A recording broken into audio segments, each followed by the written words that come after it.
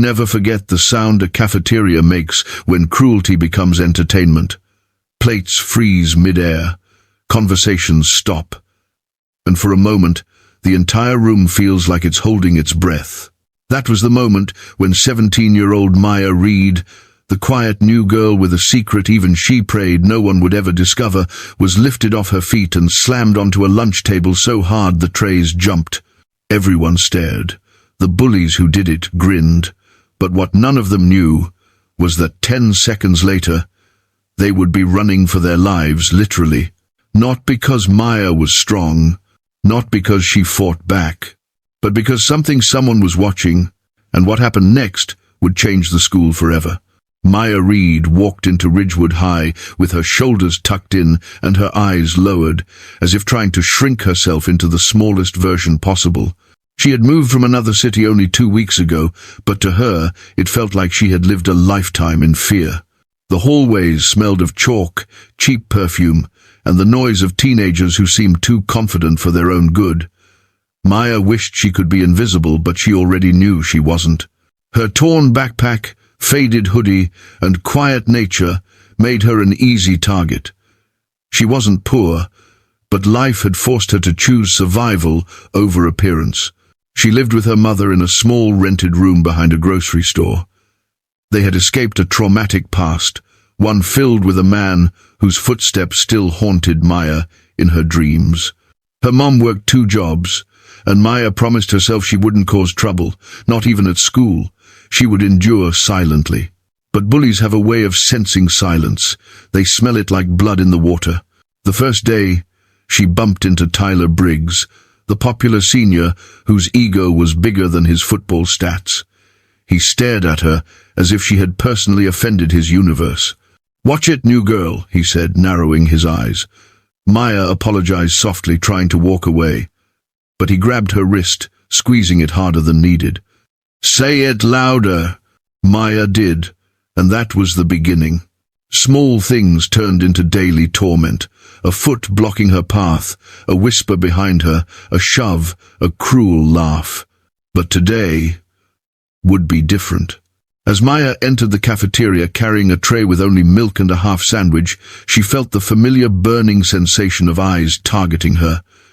She walked quietly toward an empty table.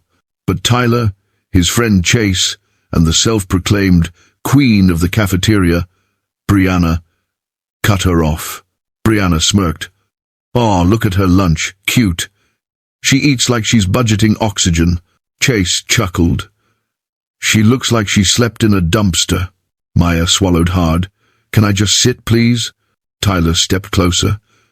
"Sure, sit up here." Before she could react, Tyler and Chase grabbed her by the arms and lifted her.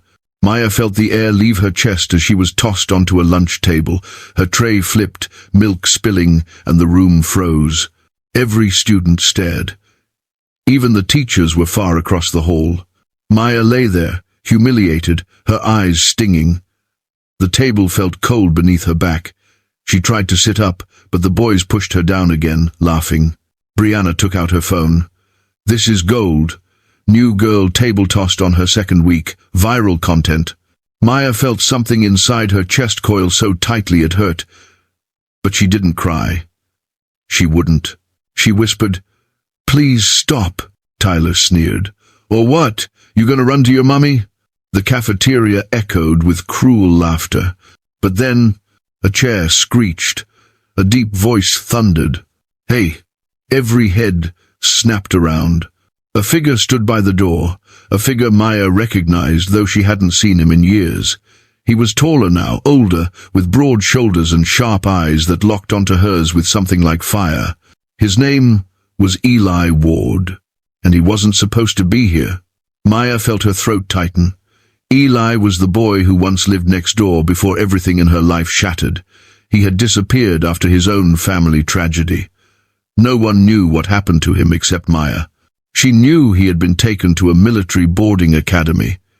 She knew he had changed, but she never expected him to reappear in her school, in this moment, like a storm breaking the sky. Tyler scoffed. "Relax, man, we're just having fun." Eli took one step forward, then another. His jaw clenched, his fists tightening at his sides.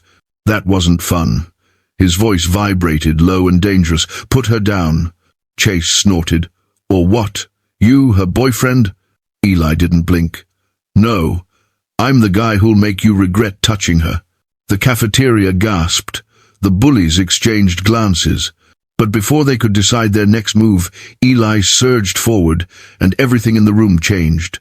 Tyler and Chase stumbled back, tripping over chairs as Eli's presence swallowed the space like a warning no one wanted to test. Brianna dropped her phone, startled. And that was the moment, the exact moment when the bullies realized they weren't dealing with a scared girl anymore.